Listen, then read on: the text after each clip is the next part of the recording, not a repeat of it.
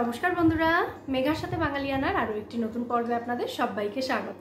আশা করি আপনারা সবাই খুব ভালো আছেন এবং সুস্থ আছেন। আমরাও সকলে খুব ভালো আছি। আজ আপনাদের সঙ্গে একটা চটপটা ডিনার রেসিপি শেয়ার করব।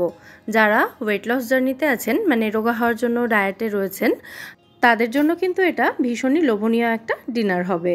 আর এটা বানানোও কিন্তু ভীষণ সহজ। তাহলে চলুন আর দেরি না করে এবার ঝটপট রেসিপিটা দেখে নেওয়া যাক। প্রথমেই আমি এখানে গোটা মুগ ডাল বা তরকার ডাল সেদ্ধ বসাচ্ছি। প্রেসার কুকারে পর্যাপ্ত পরিমাণে জল দিয়ে ডালটা এর মধ্যে দিয়ে দিচ্ছি। আর এই ডালটা আমি 6-7 ঘন্টা আগে থেকে ভিজিয়ে রেখেছিলাম। মানে ডিনারে যদি এটা বানাতে চান তাহলে সকালবেলা এই ডালটা ভিজিয়ে দিতে হবে। ডালটা ভেজানো হলে কিন্তু এটা খুব তাড়াতাড়ি সেদ্ধ হয়ে যায়। তবে ভেজাতে ভুলে গেলেও কিন্তু খুব একটা অসুবিধা হবে না, কারণ না ভিজিয়েও এই ডাল সেদ্ধ করে নেওয়া যায়। ডালের মধ্যে দিয়ে দিলাম এখানে পর্যাপ্ত পরিমাণে নুন। দেখুন গ্যাসটা জ্বালানো আছে, তো অলরেডি জলটা গরম হয়ে ডালের ওপরে কিছু ফেনা তৈরি হয়েছে। তো এই ফেনাগুলোকে ফেলে দিতে হবে, এগুলো কিন্তু ডালের ইমপিউরিটিস। এবার প্রেসার কুকারের ঢাকনাটা বন্ধ করে দিয়ে এটাকে 2টো হুইসেল দিয়ে সেদ্ধ করে নিতে হবে। আর গ্যাসের ফ্লেমটা কিন্তু হাই ফ্লেমেই রাখতে হবে। আর ডাল সেদ্ধ করার সময় জল কিন্তু খুব বেশি দেবেন না। দেখুন ডালটা এরকমভাবে সেদ্ধ করে নিয়েছি আমি। আর ডালের জলটা অল্প পরিমাণে দিয়েছিলাম বলে ডাল সেদ্ধ হওয়ার সময় পুরো জলটাই কিন্তু প্রায় অ্যাবজর্ব করে নিয়েছে। যাই হোক, এবার চলে যাচ্ছি পরবর্তী স্টেপে। একটা ফ্রাইং প্যান ভালো করে গরম করে নিয়ে তার মধ্যে আমি সামান্য একটু ঘি দিয়ে দেব, ওই 1/2 চা চামচেরও কম। ঘিটা ভালো মতো গরম হয়ে যাওয়ার পর ঘিটাকে একটা স্প্যাচুলার সাহায্যে পুরো ফ্রাইং প্যানের মধ্যে ছড়িয়ে দেব। এরপর এর মধ্যে দিয়ে দিচ্ছি কিছুটা পনিরের টুকরো। এখানে প্রায় ওই 50 গ্রাম মতো পনির ছোট ছোট টুকরো করে কেটে আমি ব্যবহার করেছি। পনিরটাকে হালকা করে একটু রোস্ট করে নেব। আর পনিরটা রোস্ট করার সময় এর মধ্যে সামান্য একটু নুন, ওই 1 পিঞ্চ মতোই, আর 1 পিঞ্চ মতোই দিয়ে দিলাম গোলমরিচ গুঁড়ো।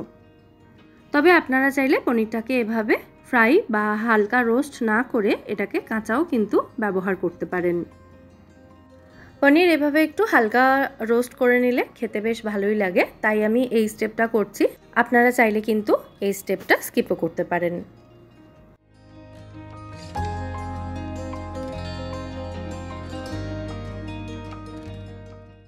পনিরটা হালকা ফ্রাই করে নেওয়ার পর এটাকে আমি ফ্রাইং প্যানের একটা সাইডে সরিয়ে দিয়েছি।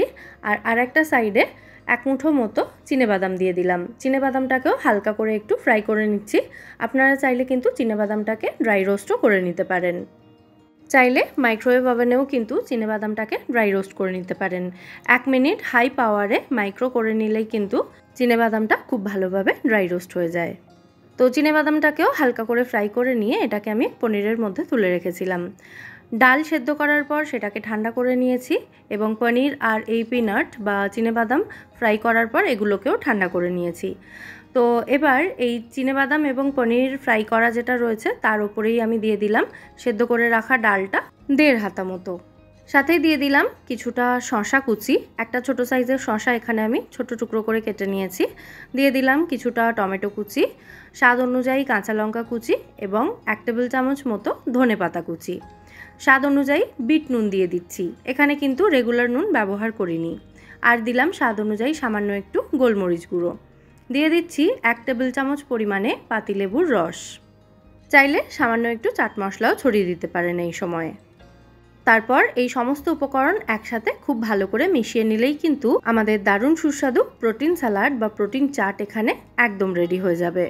লো কার্বোহাইড্রেট এবং হাই প্রোটিনে সমৃদ্ধ এই স্যালাড বা চাটটি কিন্তু যারা ওয়েট লস জার্নিতে রয়েছেন তাদের জন্য ভীষণ সুস্বাদু এবং মুখরোচক একটি ডিনার অপশন। ওয়েট লস জার্নিতে বোরিং খাবার দাবার খেলে কিন্তু সেটা বেশি দিন ফলো করা যায় না। তবে এরকম মুখরোচক খাবার দাবার থাকলে ওয়েট লস ডায়েট প্ল্যান সবসময় ফলো করা যেতে পারে। কেমন লাগলো আজকের এই প্রোটিন স্যালাড রেসিপি অবশ্যই আমায় কমেন্টে জানাবেন। ভালো লেগে থাকলে ভিডিওটাকে বরাবরের মতো একটা লাইক এবং শেয়ার করে দেওয়ার অনুরোধ রইল।